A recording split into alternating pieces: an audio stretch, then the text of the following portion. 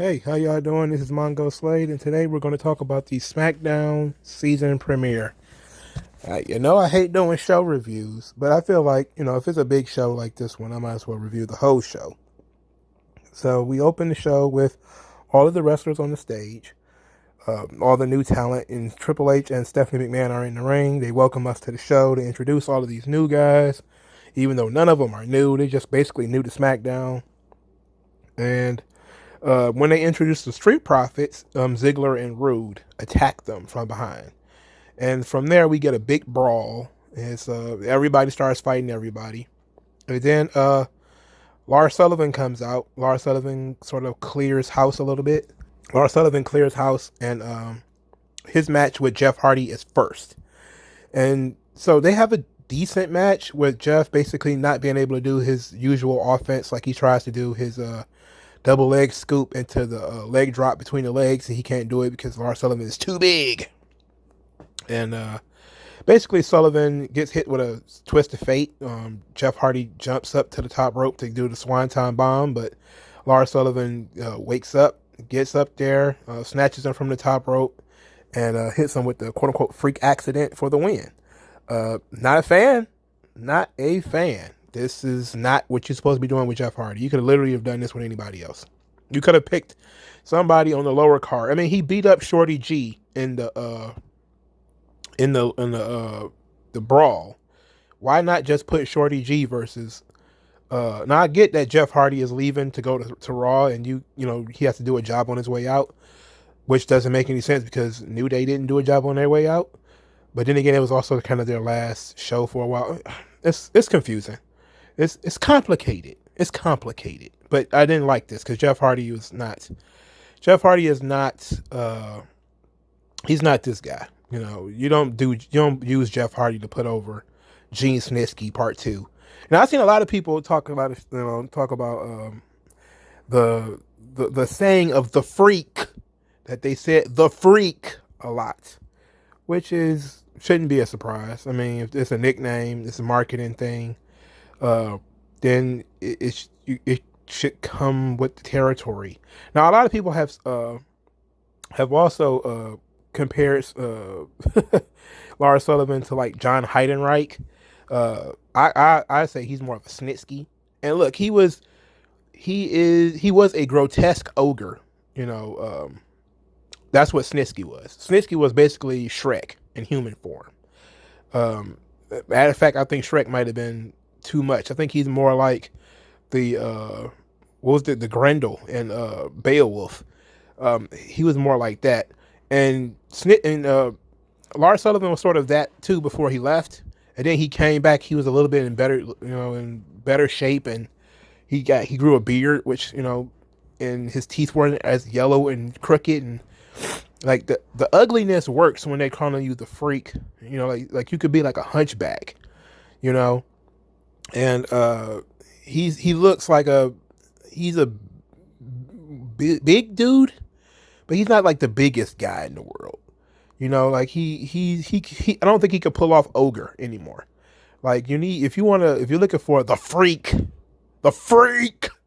then you're looking at somebody who is I don't want to use Samurai Champloo, but there's a villain in Samurai Champloo.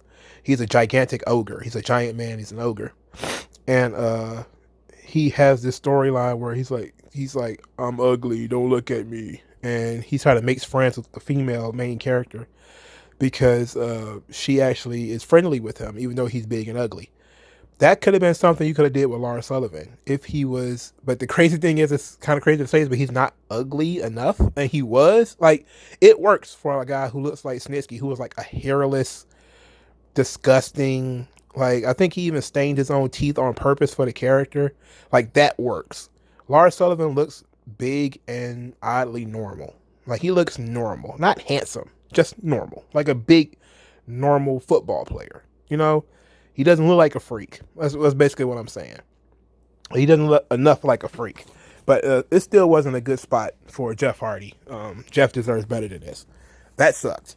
But I'm not hating on Lars Sullivan. I'm not gonna hate Lars Sullivan like everybody else does. That's just a waste of my time. And plus, it's low hanging fruit. We already know big guys ain't supposed to be out there wrestling. And then when they do go out there and wrestle, they look weak. Sullivan at least looks strong. At least he looks strong. So the next match, it took forever to get to the match, obviously, because the New Day took about 20 minutes, probably 25 minutes total, because they had a promo before they left, basically going down memory lane a little bit, thanking each other and thanking the crowd for making New Day special. Xavier Woods thanked Big E and Kofi Kingston for believing in him, because New Day was his idea and trusting him with their career. I thought that was pretty nice, even though Kofi and Woods are not broken up. It makes sense. Like if they was separate and not going to all three different brands, this might be a little bit more impactful. But considering Kofi and Woods are going to still be together, I don't know about this. It seemed a little melodramatic if they're still going to be together. Kofi Kingston just said something very interesting though. He said that in 2012 he wasn't sure he wanted to continue doing this. He didn't want to continue wrestling, and but it was the introduction of the New Day and being asked to be a part of the New Day that made him want to stick around. And I think that's nice. That's pretty cool. So that was just like the first maybe 5 or 6 minutes was them doing a promo. Then it went to commercial and it came back, and then Sheamus and Cesaro and Nakamura had a promo. They didn't say much of anything other than they're gonna end the New Day forever. They basically cartoon villains at this point, but they did make a good point that one of the New Day's greatest opponents was the Bar, which is Sheamus and Cesaro, and they basically just added Nakamura to that. So that was pretty cool. The match was actually longer than I thought it should be. So it was. They gave New Day a good last match. It was probably 15 minutes maybe, and it was fine. It was a pretty good match. Pretty good match. For a nothing 6-man tag, it was pretty good. And the New Day obviously won because heaven forbid they actually helped Cesaro and Nakamura on the way out, and Sheamus actually wins the match. So that didn't do us any good. So we got our feel good moment right in the middle of the card. So we got an Otis segment. Otis comes out to he's supposed to talk, but about Tucker being taken away and taken off to Raw, and then Sami Zayn interferes, and Sami Zayn goes off on his rant about how Otis is a loser essentially, and Otis pushes him down. So I'm guessing this is our feud going forward. It's going to be Mr. Money in the Bank versus the Intercontinental Championship. I haven't seen this storyline since 2006. I don't know when the last time. It would be nice if they could do something where both like things are on the line, and maybe Otis could either win the Intercontinental Championship or Sami Zayn wins the Money in the Bank. Like that would be a great segment. They're still doing this lawsuit with the Miz. I wish they could very quietly drop that and go with Sami Zayn and Otis and title for contract. That would be great. That would be awesome. And for the record, the last time they did this that I can remember was Shelton Benjamin versus Rob Van Dam, which was fan-fucking-tastic. Please go back, watch Rob Van Dam versus Shelton Benjamin, Intercontinental Championship for Money in the Bank. Great match, decent feud. It was when they was building Rob Van Dam up before his one-night stand match with John Cena. It was kick-ass. And so I'm interested in Otis and Sami Zayn, if that's going to be the case. If we're just going to have Otis maybe chasing the Intercontinental title, that's not fun. If it's just going to be Sami Zayn running from Otis because they don't want to beat Otis and make him look bad. And Otis has not lost a match in a long time. They've been very quietly not beating Otis. They're more likely to not put him on the show than to put him on the show and he loses. So when he does wrestle, he usually wins. So they've been protecting Otis a lot. So I think this is probably going to end up not too good for Sami Zayn. So they did a back-to-back promo, because right after Sami Zayn's promo, they went straight into the Daniel Bryan promo. And this was sort of a lengthy segment, because Daniel Bryan has not been on the show since the Thunderdome started. I don't think he's been on the show since WrestleMania.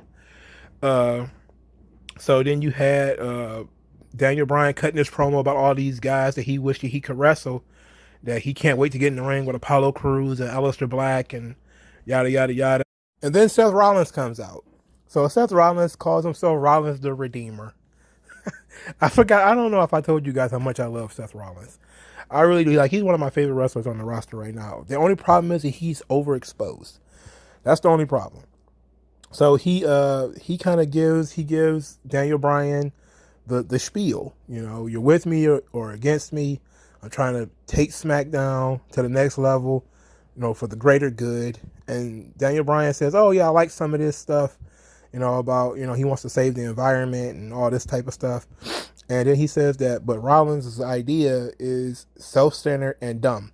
And then they bicker back and forth a little bit about whether it's dumb or not. And Seth Rollins is kind of like, "It's not dumb, Bryan. It's not dumb." He's like, "Yeah, it is. It's dumb." That whole segment, that whole argument right there was quite stupid. But I could tell like they were building the tension because you knew Seth Rollins was going to attack him.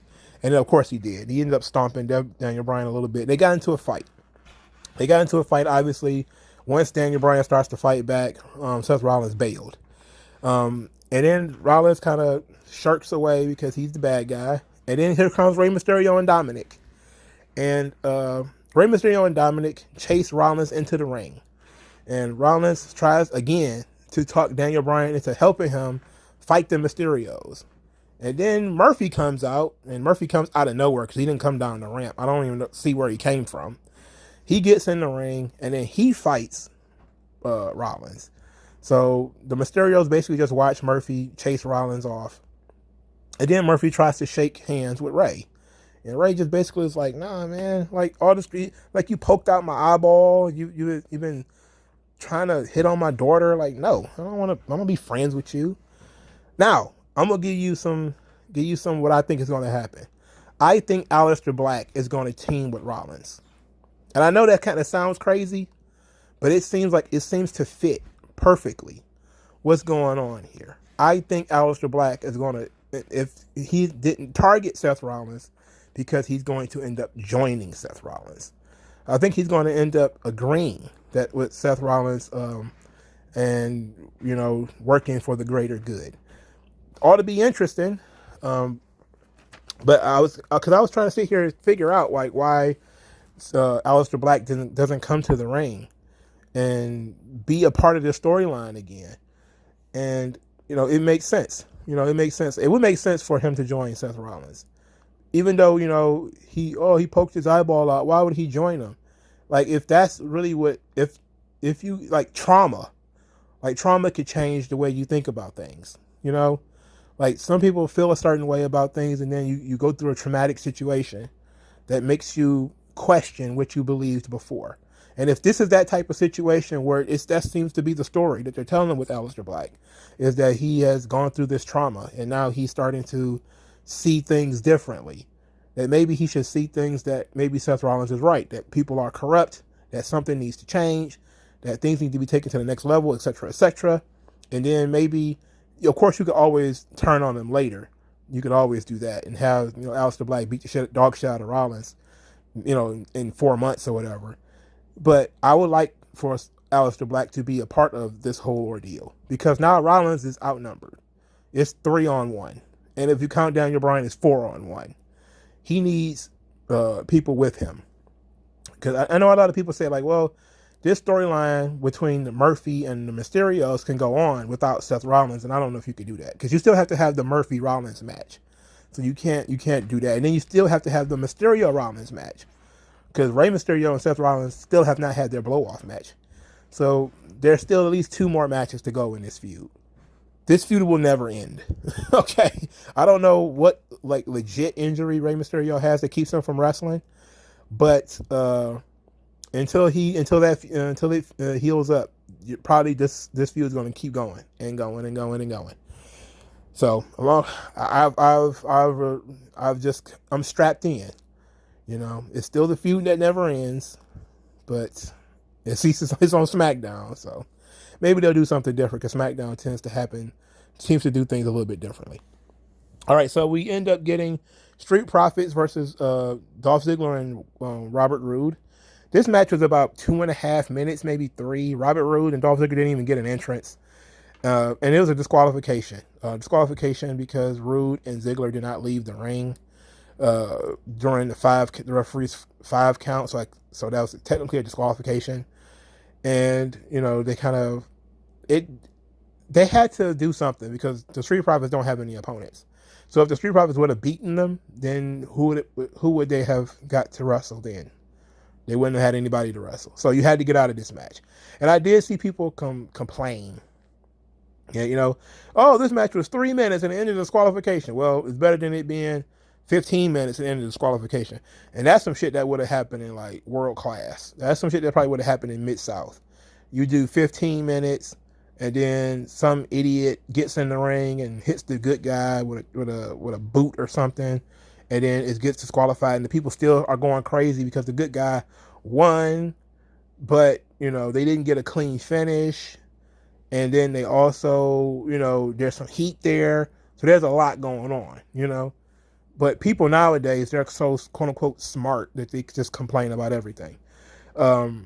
I really just didn't need this match because there is nobody else for them to wrestle, and you just give them an opportunity for me to get tired of them wrestling, because I believe they had matches on Raw too.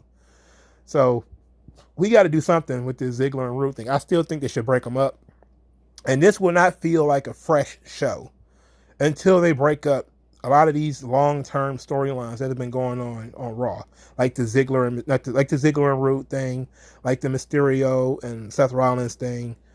This show will not feel fresh, like really fresh, really something new is going on until all that stuff is broken up and we're doing completely different things. Like Rollins and Bryan felt like electric because I don't know when the last match they had was, so.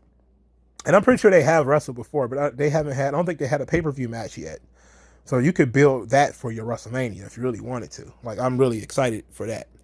So then they had the Bayley and Sasha Banks contract signing, which basically turned into an argument, obviously, with Bayley, congratulating herself for being champion all this time, 365 plus days. And she said she did it all by herself. And then Sasha Banks gets angry at that and says, "Oh, how dare you say that? Say that to my face. I was there for everything. So the tag team titles, Raw Championship, all that type of stuff." And then she kind of intimidated Bayley, even though she was wearing heels and she was dressed like a star. Sasha Banks, the presentation of Sasha Banks is next level. Like, they actually take Sasha Banks seriously. When she comes out, she looks like a star. They present her as a star. She is. They really don't skimp when it comes to making Sasha Banks look dope, But she was wearing heels and Bayley wasn't. Really, and then Bayley also had a steel chair. So the idea of Bayley kind of being intimidated was kind of like, nah. But Sasha Banks signed the contract. Bayley did not. Instead, she slid out of the ring and bailed because Sasha Banks was getting angry, and she didn't want no drama, so she bailed a little bit. Which was all interesting, because now it's like, will Bayley ever sign the contract? And, you got, I think, a week or two before the actual sale match. So maybe you got some time to get Bayley to sign that contract. Now, I did forget something before we get into the main event. The Bianca Bel Air promo was fucking awesome. There was this vignette for Bianca Bel Air. It was flawless. They showed her running track in college, her lifting weights in the combine, the fast ass, strong ass, tough ass, rough ass, and they just kept going on and on with it. It made her feel like a huge star. She felt phenomenal, and I can't wait now. Like, I wish she had not been on the roster all this time, but they're reintroducing her as if she had not been on the roster all this time. So they're treating her SmackDown debut bigger than her Raw debut was treated, which is good. They're kind of like, okay, this is our second chance to get it right. So I dig that, but that was awesome. That was great. So Roman Reigns versus Braun Strowman for the Universal Championship. So this match, Jey Uso was watching in the back, and I didn't think that this was going to be a real match. It ended up being a real match. Uh, Roman took the advantage early, basically muscling Braun Strowman around. You know, they did a lockup. You know, and it's like felt like two big guys locking up. Uh, then he hit a Superman punch, and Strowman sold it. Like he sold it like he got hit with a brick. He was like outside the ring like, "Rawr, rawr." And he was like, I was like, wow, he's kind of like overselling it. Like you would think, because Strowman's the bigger of the two guys, that he wouldn't sell it as much, but he did. And I guess it's the make Roman look strong, dog. Make Roman look strong. Okay, so the match was pretty serious. Strowman, did his big guy stuff, which includes choke slams and throwing them all over the place. And it was pretty physical on the Strowman side. And I'm kind of surprised they put Roman through all of this. It seems a little unnecessary for one match. But I guess they didn't want to make Strowman look like shit. I mean, he is a former Universal Champion. He is a commodity, and he will be going to Raw. They actually went through the art of protecting him as well. So Strowman hit a choke slam, and he pinned Roman 1-2, and Roman kicked out. And when he kicked out, of course, as usual, he hit him in the balls. He lifted his arm, hit him in the balls, and Strowman was hurt. Hit him in the nuts. Then he speared him, and it was a 2 count, which surprised the hell out of me because he burnt one of Roman's finishers. They do some exchanges.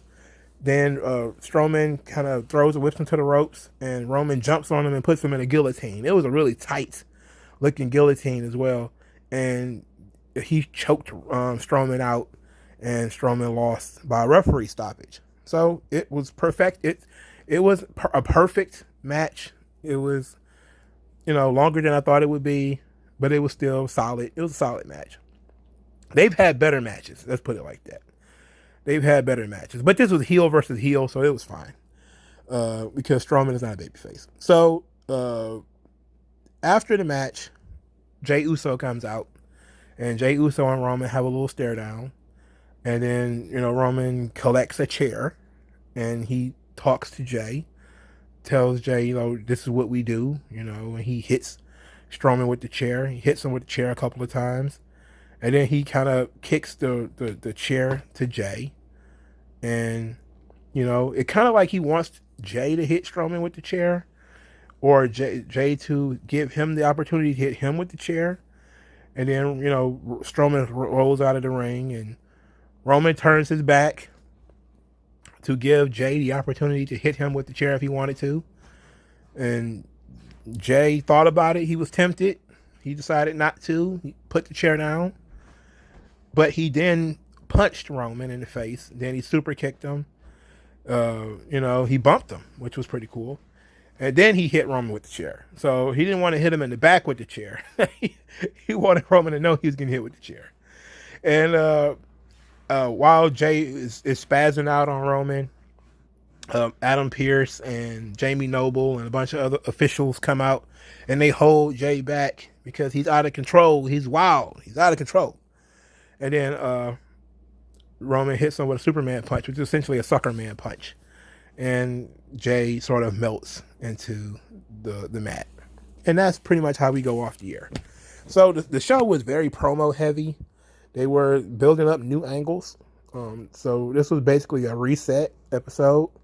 A lot of the matches that took place were good farewells, like a farewell for Strowman, a farewell for the New Day, a farewell for Jeff Hardy. That was pretty much it, and that was pretty much it as far as, starting something new, doing something new. And I don't know, I don't know what to expect from this. I'm really excited for the whole Bianca Bel Air thing. But they have this mixture of new stories and stories that have been going on for far too long already. And like I said, things need to change. Things need to change. And they didn't feature, Outside of the Street Profits and Lars Sullivan, they didn't feature any new talent. They didn't bring out Aleister Black. He didn't do anything. Kevin Owens didn't do anything. You know, so they're saving something. You know, Sami Zayn and Otis had a back and forth, but not much. So they're saving stuff. You know, they're saving things they're planting seeds to build things later, which is fine. You know, which is fine. And, you know, I'm interested in where it goes. But hopefully I won't have to do another whole show review and I can just pick an angle and do that. But I'm probably going to do the Raw season premiere as well before I go back to doing just angles. So let me know what you guys thought in the comment section below. Like the video, share the video, subscribe to the channel, donate to the channel. And thank you guys for listening. And I'll talk to you guys later.